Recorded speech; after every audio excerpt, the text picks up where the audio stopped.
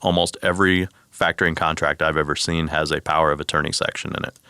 And what that power of attorney section does varies greatly from contract to contract and company to company, but it could be something as small as having the right to file UCC filings on your equipment to protect a lien or whatever it might be that the factoring company has, all the way to being able to collect your mail and open it whenever it comes. And you have to assign all of your mail to come to their office. That's Seems all problematic. Your mail. That's all your mail. That's Yeah. not just ABC Company's mail. So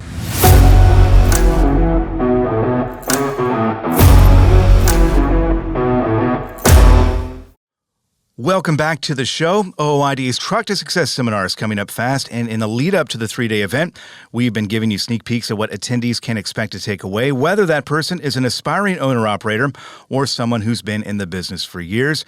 Today, we're going to get into factoring. It's something that a lot of owner-operators use as part of a business plan, but there are a lot of pitfalls if you're not careful. Helping us locate those pitfalls today is Paul Torlina. Paul is advocacy counsel for the association and also a presenter at Truck to Success. Paul, thanks for joining us. always a pleasure. So we're going to have a lot of advice here about being careful when it comes to factoring, which a lot of people use, and they can be of great help for people. No judgment, of course, here. Totally understandable for an owner-operator to want to or even need to lean on factoring for any number of reasons, but you got to be careful. Based on your presentation here that you're going to be giving at Truck to Success, what is the underlying message that you're trying to convey to people who are taking part?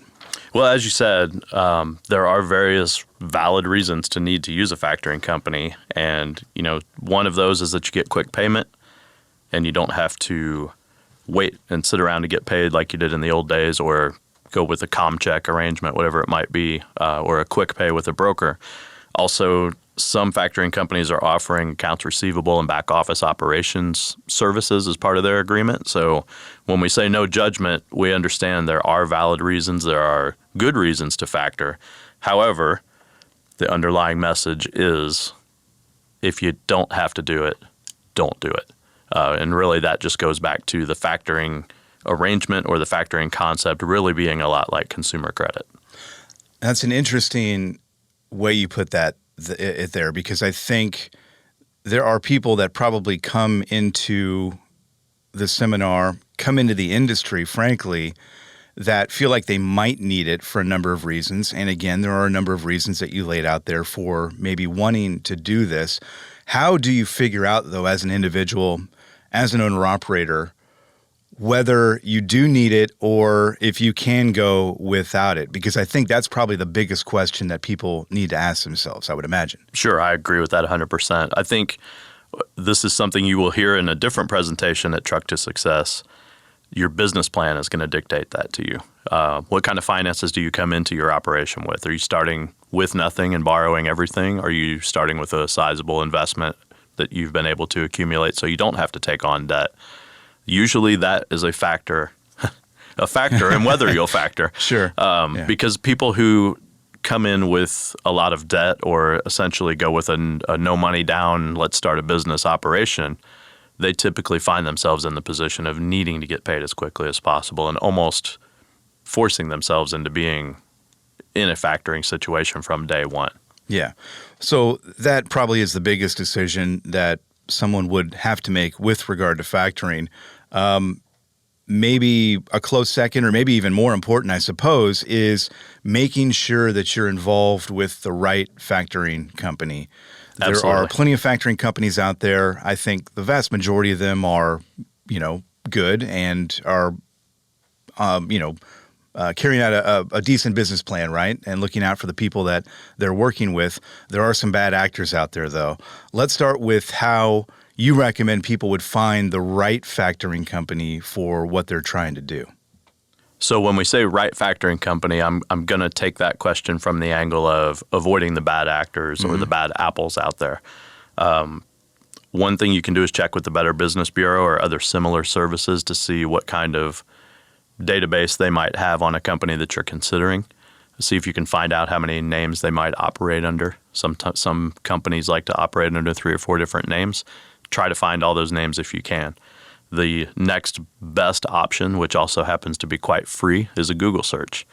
You can find a lot of things on Google that are not necessarily official records or things like the Better Business Bureau, but they're out there from individuals, maybe providing reviews, maybe posting on a message board.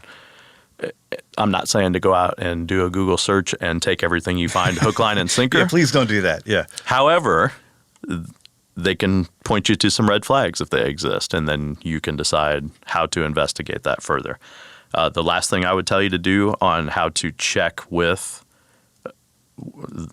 I don't know if check with is the right word, how to check on a business, I guess, is to see if you can get a copy of their contract up front before you sign it, before you enter into it, because a more reputable company that has a better standing in the industry, they're probably going to be willing to give you that contract in advance and say, sure, take your time, look it over.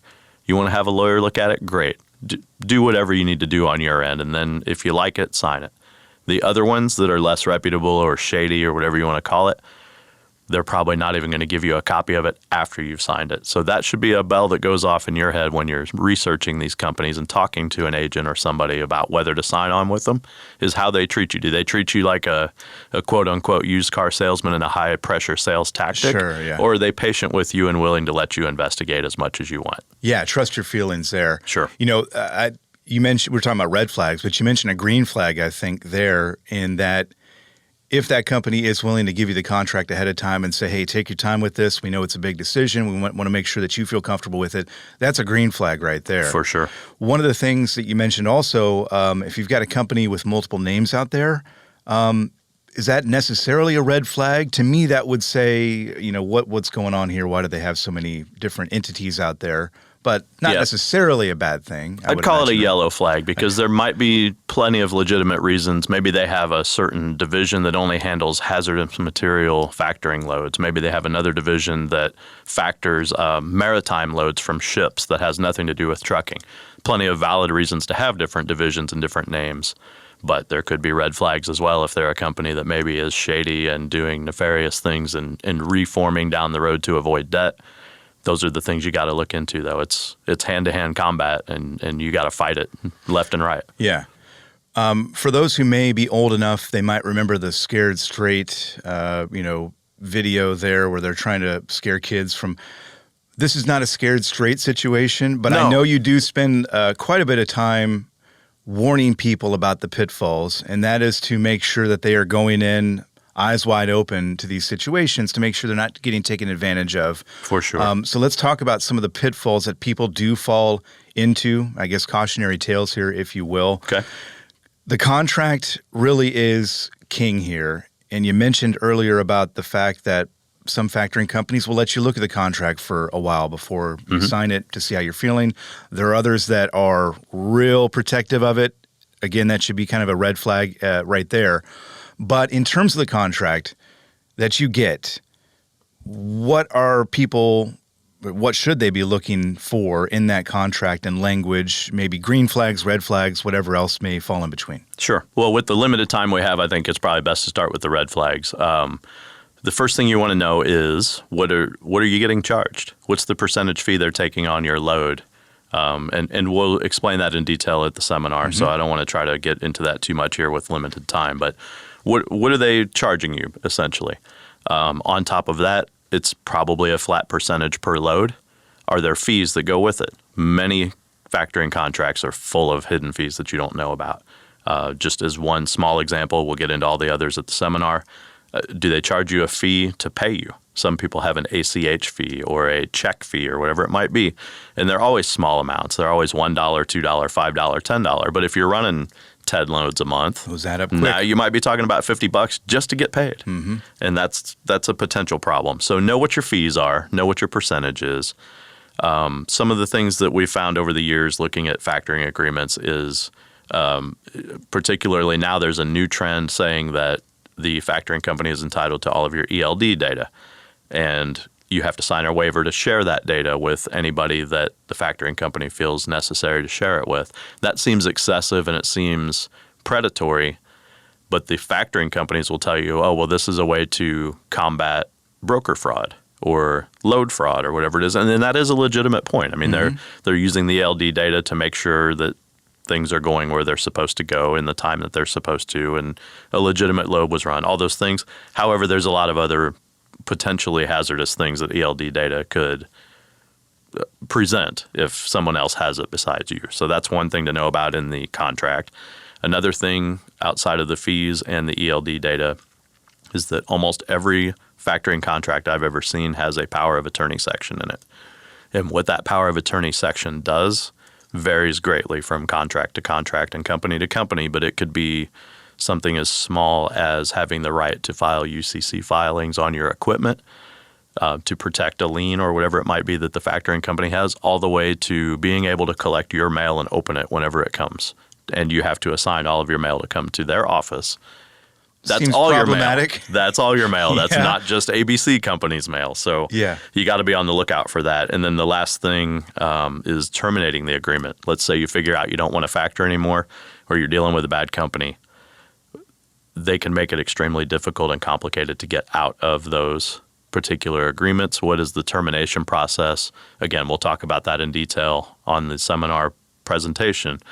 There can be a lot of ways that that thing goes wrong and you stay stuck in an agreement for long periods of time that you don't want to be in.